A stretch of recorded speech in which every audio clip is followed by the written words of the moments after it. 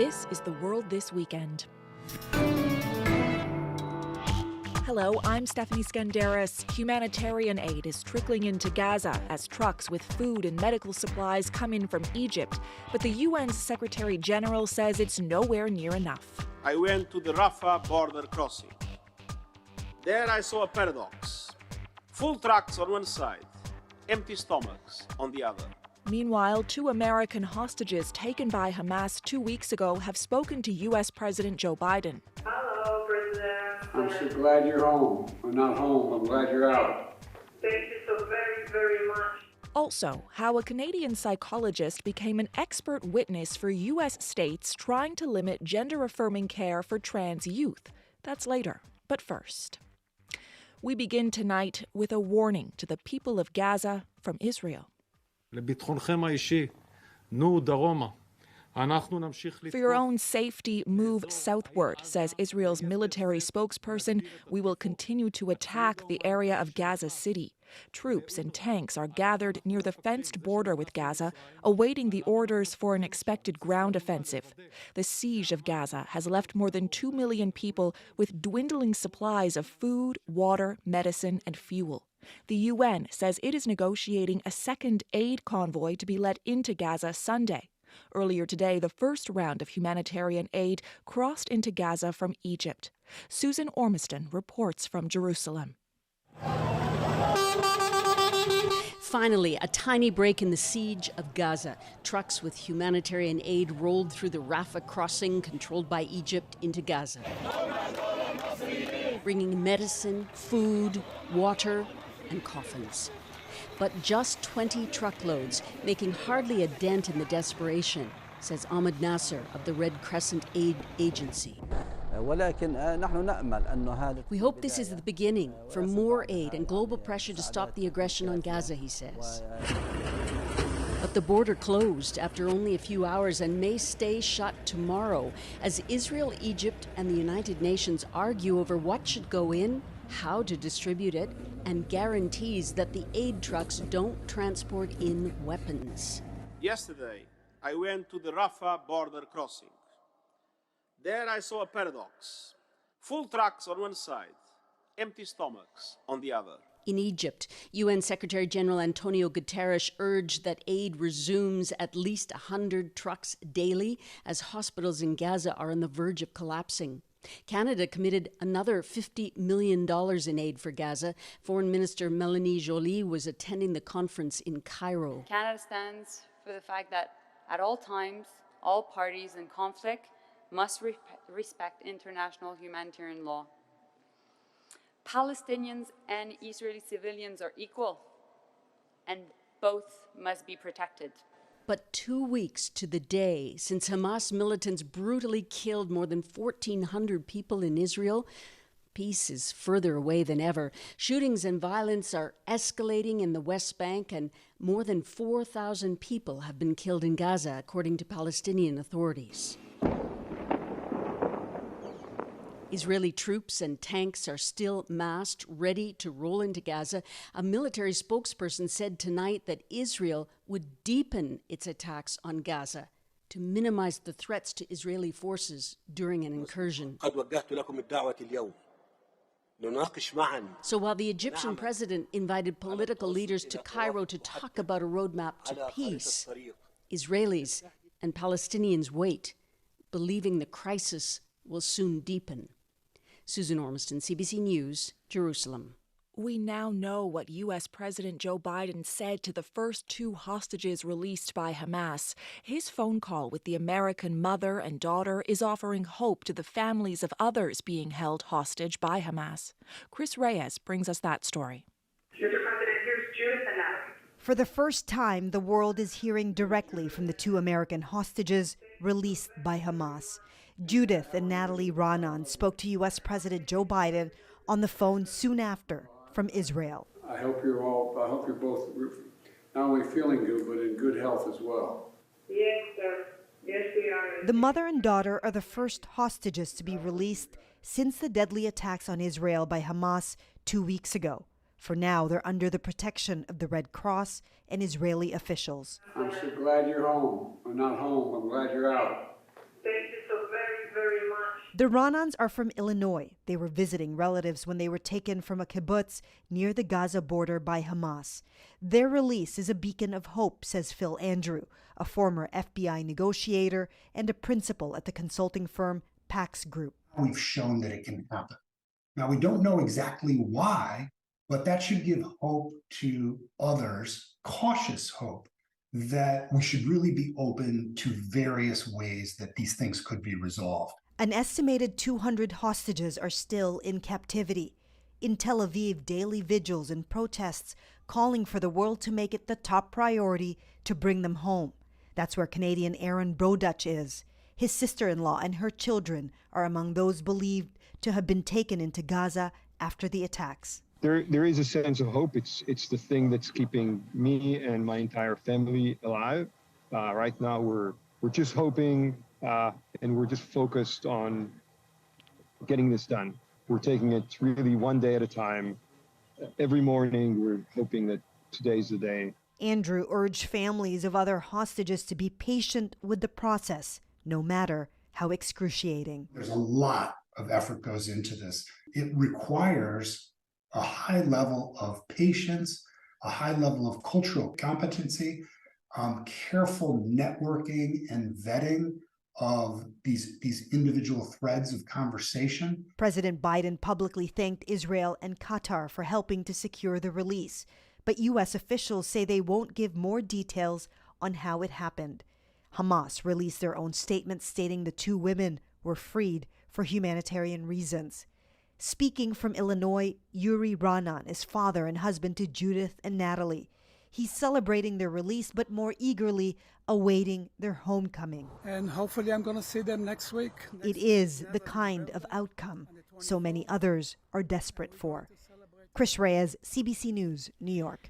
Here at home, the debate over gender expression policy in schools spilled out all over the country today in demonstrations both for and against these policies. And as Philip Lee Shannock reports, the issue has become a debate over the role schools play in teaching about sexuality.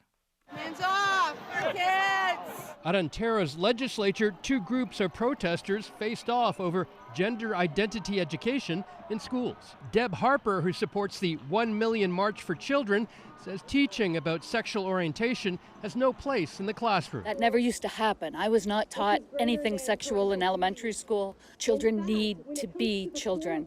They need to be, one day they're a train, the next day they want to pretend they're a police officer, the next day they want to be a princess. It doesn't matter, boy or girl. They think they want to be all different things, all different days. Nothing's changed about children. What has changed, Harper says, is the role that educators play in the sexual development of children.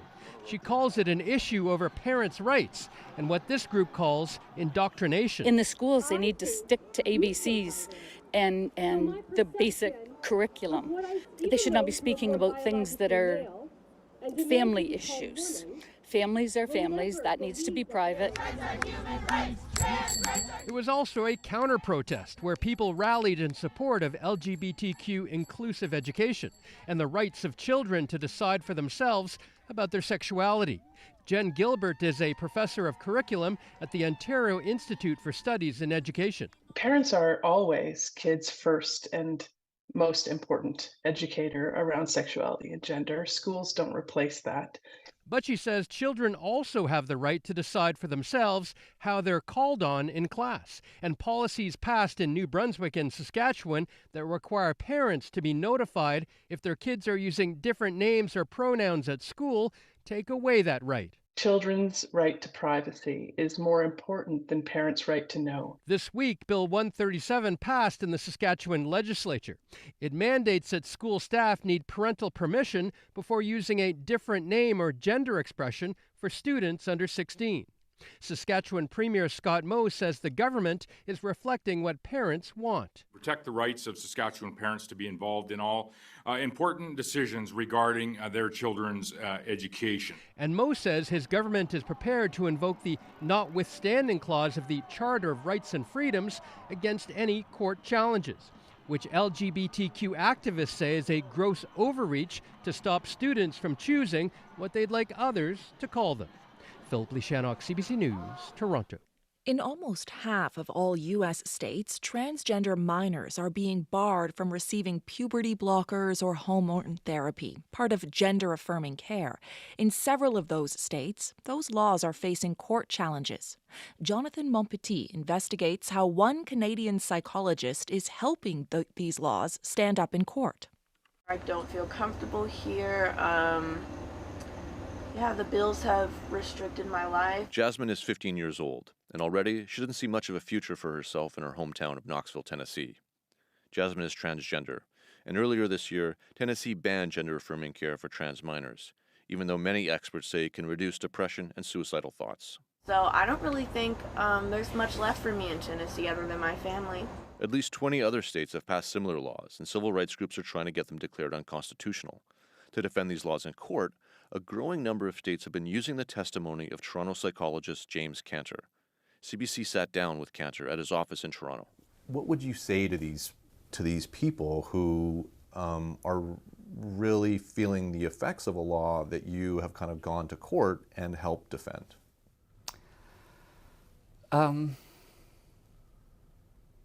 First, I hesitate to say exactly that I defend a law so much as I defend the science. What a government does with the science is what a government does with the science. Cantor has testified in 25 cases in the U.S. involving transgender issues and has been telling courts that most teens who identify as trans are really just masking insecurities about adulthood. Really, what these people need is the therapy for dealing with the situation that they're in. But several courts have questioned Cantor's expertise, given that he has never treated youth with gender dysphoria. Joshua Block is an attorney with the American Civil Liberties Union who has faced Cantor's testimony in a number of cases. He says major American medical associations have told the courts that gender-affirming care is safe, effective, and that Cantor's approach is more likely to cause harm. The proffered alternative of we'll just not provide care to these kids and treat them only with psychotherapy, there is zero evidence supporting the efficacy of that treatment.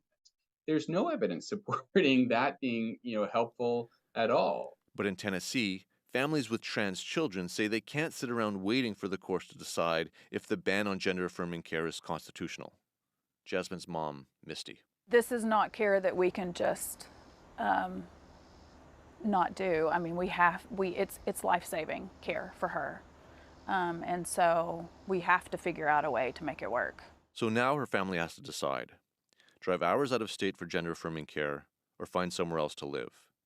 But with nearly every southern state passing similar laws to Tennessee's, there aren't many places left to go. Jonathan Montpetit, CBC News, Knoxville, Tennessee. English language universities in Quebec are bracing for a big hit to their bottom lines. The province says it plans to hike tuition for out-of-province students. The measure could force families to reconsider their options. Kwabena Oduro reports from Montreal. Thousands of students from across Canada are in Montreal this weekend for university open houses, including today at Concordia. Many students I spoke to say Concordia was their #1 choice, but with recent news about tuition hikes doubling to about $17,000 per year, students say they are hesitant and devastated that the cost could keep them from attending their dream school. Terry Petrie drove from Toronto to be here and says she's having trouble justifying the cost. I mean, he's going to have a big financial burden to pay for now because we can't cover everything for him like I had hoped we could. It's a terrible feeling as a parent not to be able to do that for him. About 46,000 students attend Concordia. Officials at the school say they are worried that the government's tuition proposal could make the population much smaller. Kwabena Oduro, CBC News, Montreal. Women fleeing domestic abuse in Halifax have been told they have 2 months to leave the biggest shelter in the province. Some have been staying at that shelter for almost a year because there's a lack of safe and affordable housing. Women's shelters say demand for services is up across the country, and it's hard to move women out when rental costs are high and vacancy rates are low. Nicola Seguin reports. It was a move that made me feel like I was back in my house with my abuser. The letter came as a shock. It says all residents of Bryony House in Halifax have 2 months to find permanent housing and leave the shelter. Some have already been living there for more than half a year. searching for a safe, affordable rental in a city with one of the lowest vacancy rates in the country and skyrocketing rents. And if we didn't find it, we were at risk of being basically kicked out. Some of the women feel if they're kicked out of Bryony House, their choices are becoming homeless or moving back with their abusers. CBC News spoke to 2 women who have been living in the shelter for months. We are protecting their identities because they fear for their safety. They want to leave the shelter, but it's not easy. I've probably looked at least 150 to 200 places just in the last couple of months. This woman gets $1,600 a month from workers' compensation because of an injury on the job. She says she finally found a room to rent, but it would leave her with just $300 for food and bills. We have higher than normal call volume. Monica Hintz is the executive director of Bryony House. She says the shelter isn't kicking anyone out, but its original mandate was for women and children to stay for 6 weeks. And the new policy is an attempt to get things back on track. The intent was never for this to be a permanent solution for anyone, because we need to be supporting people who are in the throes of experiencing intimate partner violence. Hintz says the shelter has a wait list of 40 women and 20 children. According to Lise Martin with Women's Shelters Canada, this isn't just a Nova Scotia problem. Across the country, most shelters are almost every night at capacity. So that means that they're having to turn women and children away on a daily basis. Hintz says the Halifax shelter has had luck finding places for some women to live. And those who don't find a rental by the 2-month mark could get an extension. But she knows that's not a permanent solution. The only answer, it's what everyone else would say, it's more housing. And as the 2-month deadline approaches, the women in the shelter are pleading for the same thing. I don't want to stay stuck in a cycle like this, but it's hard to see a way out. Nicola Sagan, CBC News, Halifax. Apple has added Mi'kmaq as a new language to its default system keyboards. A group of Mi'kmaq educators in Nova Scotia consulted with the company on creating the keyboard late last year. The new language option will be included as part of the iOS 17 operating system update.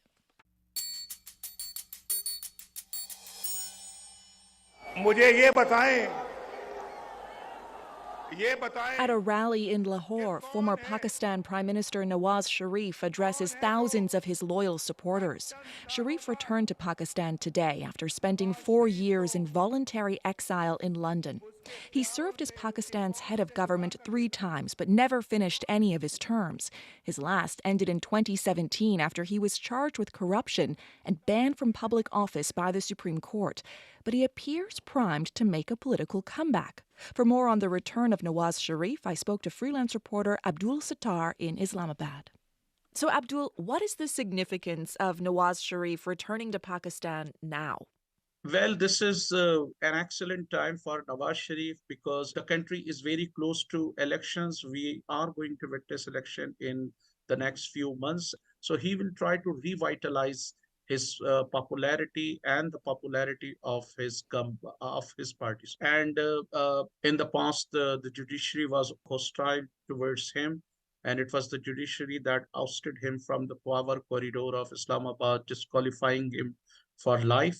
Similarly, in the past, he did not have good relations with the army, but at the moment, he seems to enjoy very good ties with the country's powerful army.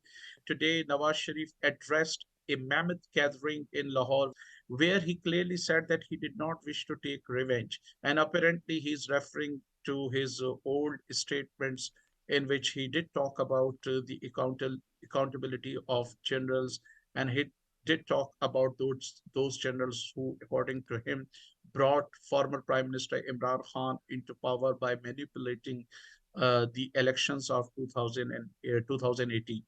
Well, Imran Khan, we know, has long been Sharif's biggest rival. Khan himself is now in prison. Do you think Sharif could win support back from Khan's party? Well, it's very difficult because in Pakistan, a victimhood card plays a very important role in politics. And at the moment, there is a wave of sympathy for Imran Khan. And Pakistanis, love to praise oppressed people, oppressed leader, and the victim of political vendetta.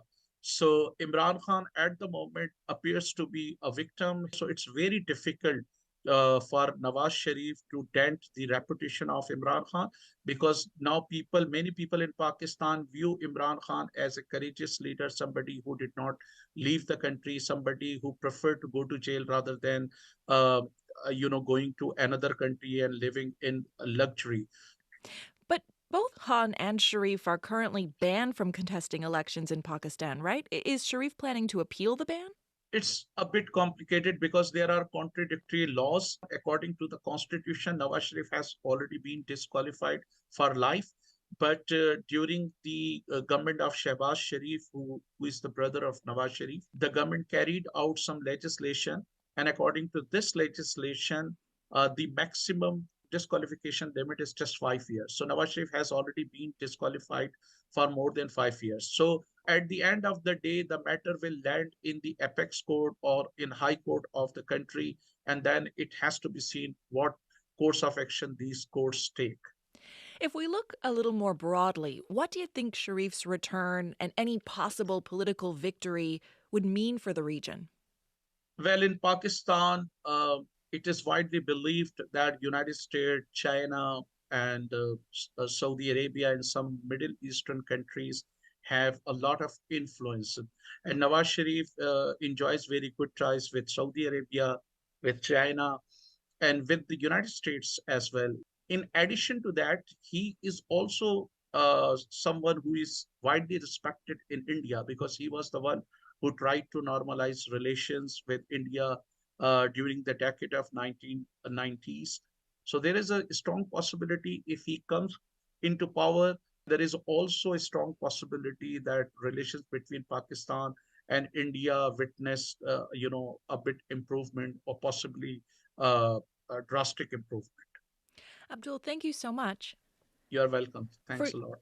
Freelance reporter Abdul Sattar. In the UK, at least 3 people have died as a result of heavy rains and flooding brought by Storm Babbitt.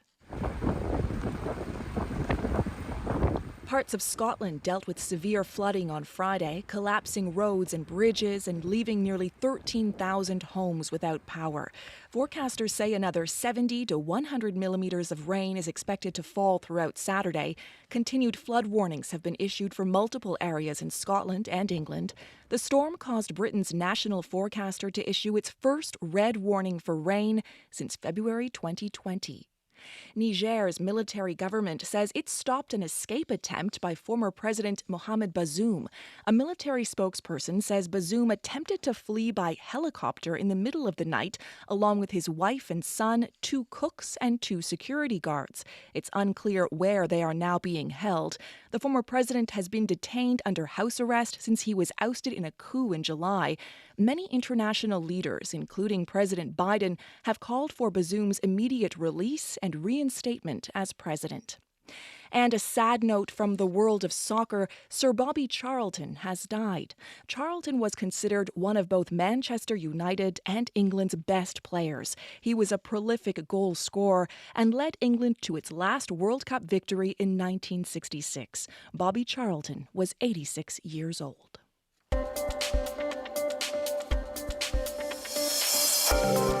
You're listening to The World This Weekend on CBC Radio. I'm Stephanie Skandaris. You can listen to this program anytime on the CBC Listen app or on the CBC News YouTube channel. The medal haul continues for Canada at the Pan Am Games in Chile. In swimming, Canada's women's 4x100-meter freestyle relay team won. Rachel Nicol and Sophie Angus finished first and second in the women's 100-meter breaststroke. And earlier in the day, Jen Jackson claimed top spot in the women's cross-country mountain biking. She says getting an early lead calmed her down. It's less unpredictable when you're out front and you just have yourself in the track and you can ride your own pace. It takes some of the uncertainty of other riders, and I just wanted to get in front at the start and settle into the race. Canada's first medal of the Games went to Gunnar Holmgren in men's cross-country mountain biking. Well, Casey and Finnegan, Kermit the Frog, Oscar the Grouch, all of those Fraggles on Fraggle Rock. Generations of Canadian kids have laughed and learned from some iconic puppets. They've inspired a new show bringing joy to kids in Pakistan. Bonnie Allen tells us how puppets from Saskatoon found their way to Karachi.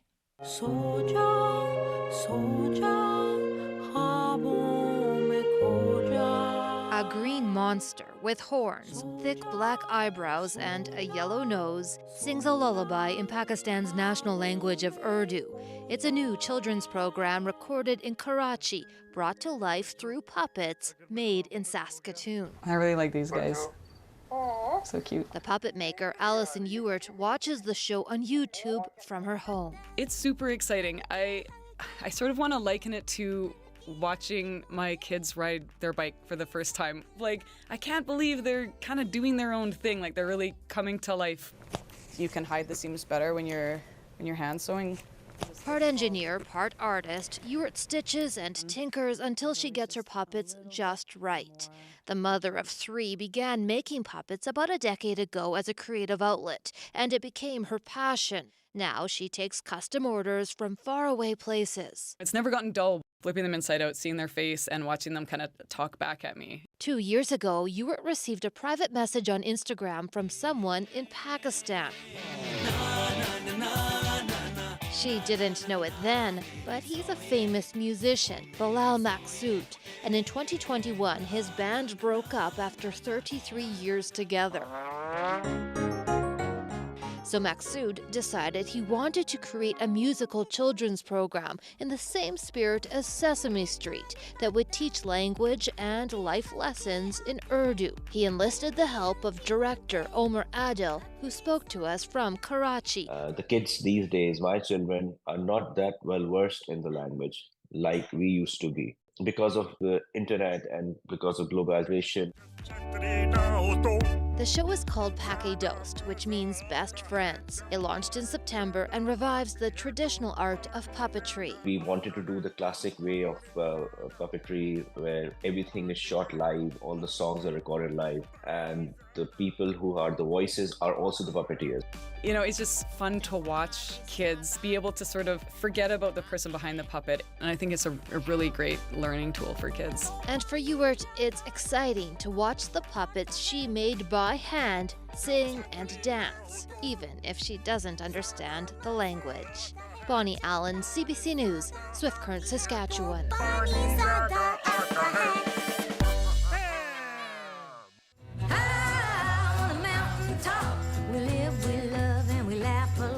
Everyone's got their own personal mountain to climb to get to a place as joyful as the one Loretta Lynn sang about. For 99-year-old Walter Decker, that mountain is the CN Tower. And today, the tower's oldest stair climber reached the top for the 3rd time. Started from the bottom, now we're here. Started from the bottom, now my whole team in. 1,776 steps were no match for Walter Decker, who polished them off in just over 70 minutes. It took me a little longer this time, but after all, 99.